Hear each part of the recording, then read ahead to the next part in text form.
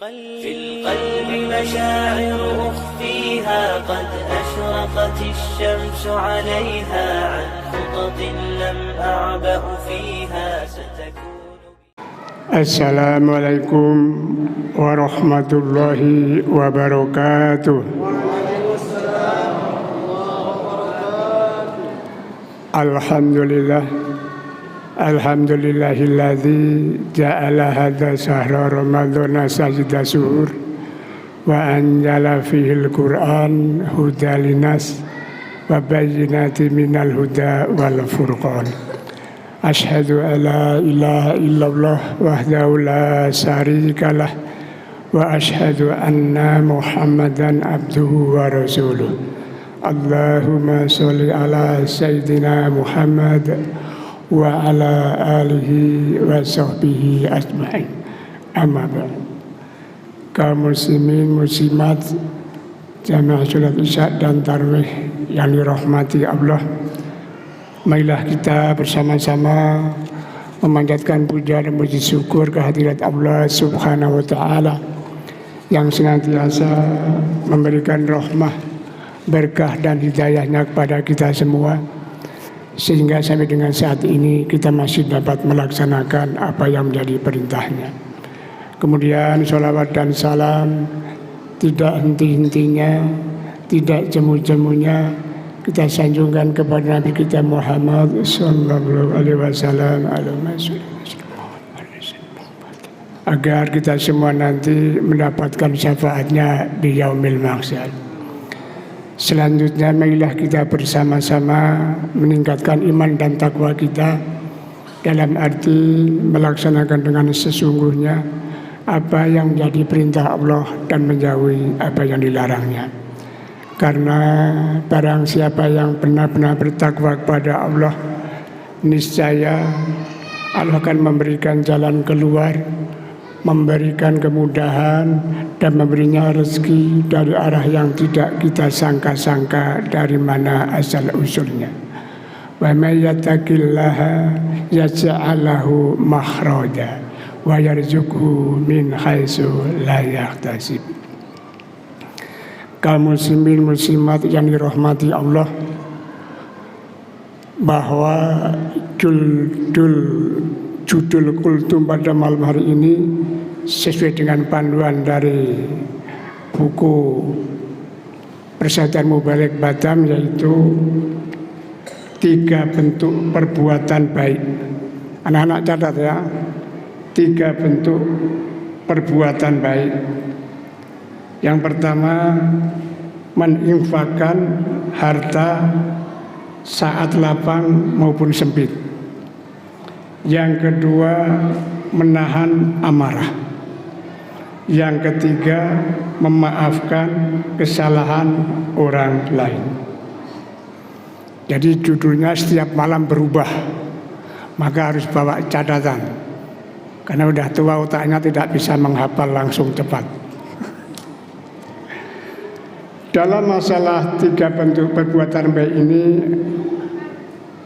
berkaitan dengan firman Allah surat Ali Imran 133 sampai 134, wasari'u ila magfirati mir rabbikum wa jannatin arduhas samawati wal ardu uiddat lil muttaqin alladzina yunfikuna fi sarai wa darai wal kadhimina al ghaidha wal afina anin nas wallahu yuhibbul muhsinin.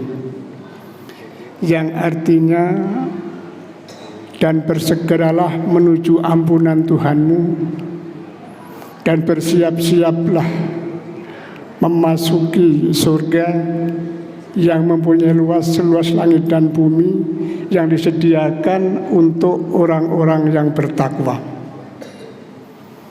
Yang pertama, orang-orang yang menafkahkan harta bendanya baik ketika lapang maupun sempit.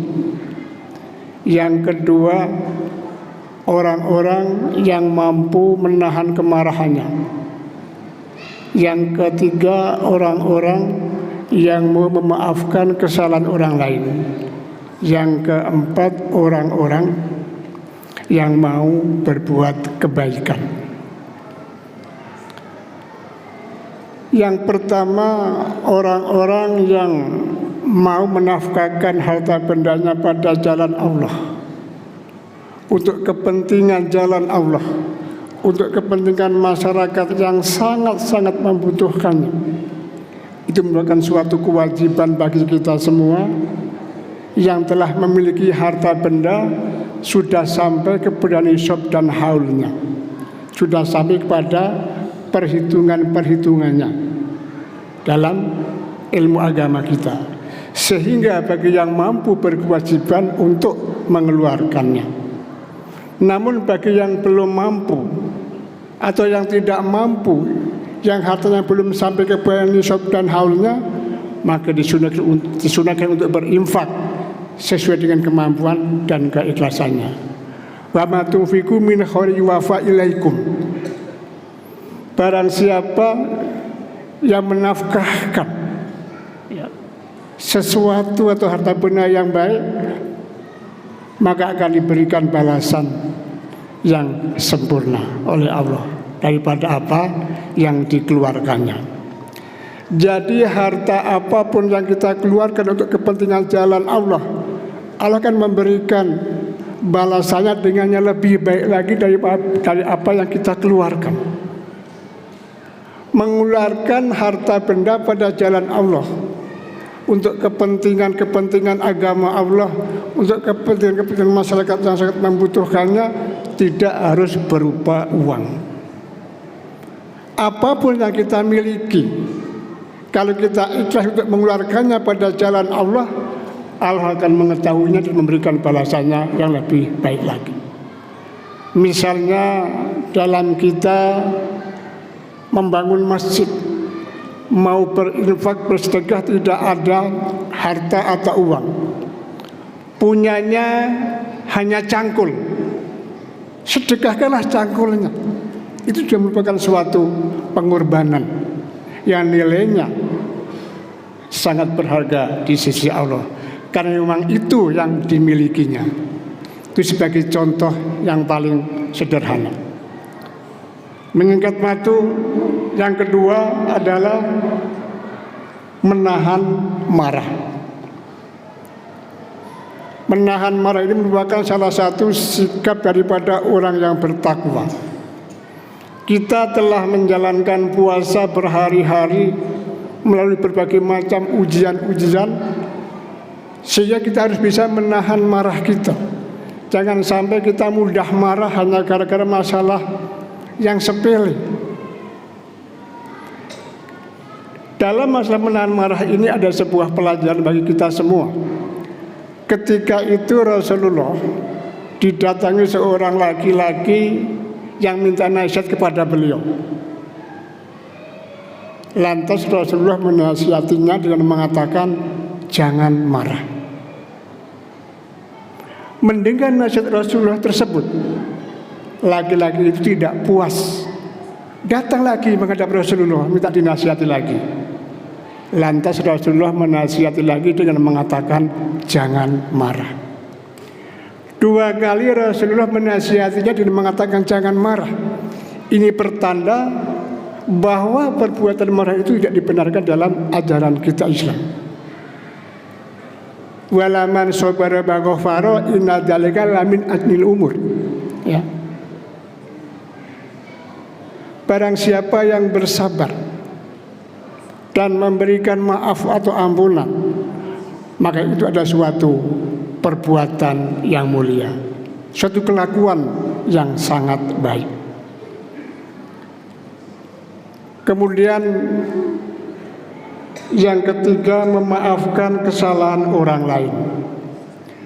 Memaafkan kesalahan orang lain juga merupakan salah satu sikap orang yang bertakwa, yang harus kita miliki dan harus kita lakukan sebagai orang yang beriman kepada Allah Subhanahu wa ta'ala. Dalam masalah memaafkan kesalahan orang lain ini, ada sebuah riwayat ketika itu Khalifah Umar bin Khattab selaku presiden umat Islam yang sangat disegani dan yang sangat jujur, sangat adil. Ketika beliau sedang duduk-duduk bersama penasihatnya yang bernama Uyainah, tiba-tiba datang seorang laki-laki yang bernama Hari bin His dengan menyampaikan kritikan-kritikan yang sangat pedas kepada beliau, bahwa Khalifah Umar bin Khattab, kata Hari bin His, tidak adil dalam menjalankan pemerintahannya. Mendengar kritikan laki-laki tersebut atau rakyat biasa beraninya menyampaikan hal semacam itu kepada panglima tertinggi, Khalifah umat Islam ketika itu, hampir-hampir Khalifah Umar bin Khattab marah dengan yang sejadi-jadinya. Hampir-hampir akan diberikan hukuman sebagai balasannya setimpal atas perbuatannya itu. Namun berkat nasihat penasihatnya yang bernama Uyainah, beliau tidak jadi marah, akhirnya memaafkan. Apa nasihatnya itu? Apakah baginda tidak teringat akan adanya firman Allah yang tercantum dalam surat Al-A'raf ayat 199, khudil afwa wa'mul bil urfi wa'arid anil jahilin, yang artinya berilah maaf atau jadilah orang pemaaf dan sampaikanlah orang lain untuk melakukan kebaikan, dan jangan hiraukan, jangan pedulikan orang-orang yang bodoh atau tidak tahu. Jadi kalau kita sebagai seorang pemimpin apa saja, baik keluarga, masyarakat, ketua RT, RW, lurah, camat, bupati, gubernur, presiden, apabila mendengar adanya kritikan-kritikan dari orang-orang yang tidak mengetahui apa yang kita kerjakan, janganlah terburu-buru langsung memvonis, langsung menyalahkan, bahkan langsung menangkapnya sebagai orang yang melakukan penghinaan. Karena orang tersebut atau pada umumnya orang-orang atau masyarakat biasa itu tidak mengetahui apa yang dilakukan oleh seorang pemimpin. Bisa kita bayangkan, seandainya ketika itu Khalifah Umar bin Khattab tidak mendengarkan nasihatnya, nasihatnya orang yang selalu dekat di sampingnya, yaitu Uyainah, maka apa yang akan terjadi? Pastilah langsung diberikan sanksi yang sangat berat rakyatnya yang mengkritiknya itu. Namun begitulah tingginya ajaran Islam, begitulah manfaatnya pelajaran-pelajaran Islam yang diterapkan dalam menjalankan pemerintahan oleh para pemimpin-pemimpin Islam ketika itu. Kalau perbuatan Umar bin Khattab ini bisa dicontoh oleh para pemimpin bangsa kita saja, insya Allah negara kita akan aman, nyaman, dan tentram. Karena cara menjalankan pemerintahannya dilakukan dengan penuh kejujuran, penuh keadilan, dan selalu berlandaskan kepada perintah Allah dan Rasulullah. Mudah-mudahan para pemimpin bangsa kita, baik saat ini maupun yang akan datang, senantiasa akan bisa melaksanakan perintah-perintah Allah dan Rasulullah, sehingga akan menjadikan pemimpin-pemimpin yang amanah, adil, jujur, dan bijaksana. Dan mudah-mudahan di tahun-tahun yang akan datang kita bisa untuk selalu berdoa dalam menjalankan pesta-pesta demokrasi sehingga mendapatkan pemimpin-pemimpin yang lebih arif dan bijaksana. Itu dapat saya sampaikan secara singkat karena tidak boleh lama-lama. Kurang lebihnya mohon maaf. Wabillahi taufik wal hidayah. Wassalamualaikum warahmatullahi wabarakatuh. في القلب مشاعر أخفيها قد أشرقت الشمس عليها عن خطط لم أعبأ فيها ستكون